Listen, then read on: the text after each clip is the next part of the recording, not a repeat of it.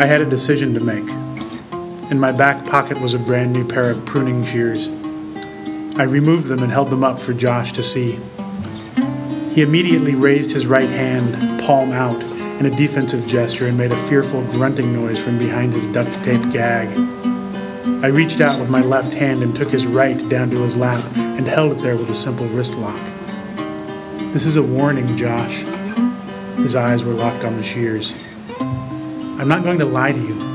I came here today fully intending to take your right thumb." He began to cry. "My experience, and I do have a great deal of experience in this area, tells me that this is the most effective way of making men such as yourself take my warnings seriously." A rhythmic whimpering noise came from his throat. "But I'm not sure I need to do that with you. You seem to understand the situation here fairly well. Is that true? Do you understand?" He nodded. "I'm going to take the tape off your mouth and ask you a question. Will you scream?"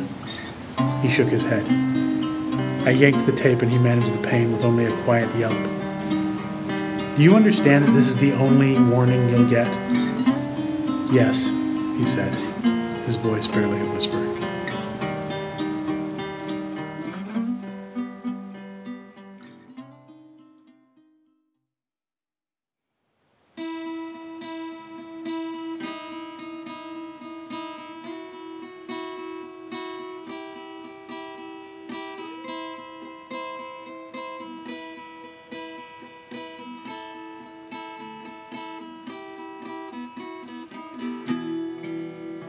And I think when I have sometimes found myself dissatisfied with Scandinavian jazz, it's been because I was trying to hear something closer to American jazz, which was absurd of me, given the differences in upbringings and musical educations.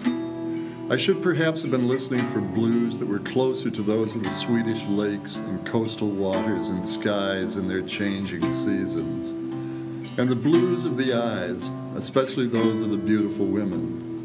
And at times the blue that is almost the black of the Bergman films, or that is almost the white of nothingness. Different blues, at least, from those of our Afro-Cuban American versions. I shouldn't have been wanting Swedish jazz to be more like American, any more than I ever expect, say, English or Irish writers to be more like ours, though I certainly think there is much to be learned cross-culturally, as in fact there implicitly has been. As you know, I've never been to Sweden, or even near it, so all of the above geographical speculations are indeed mere guesses.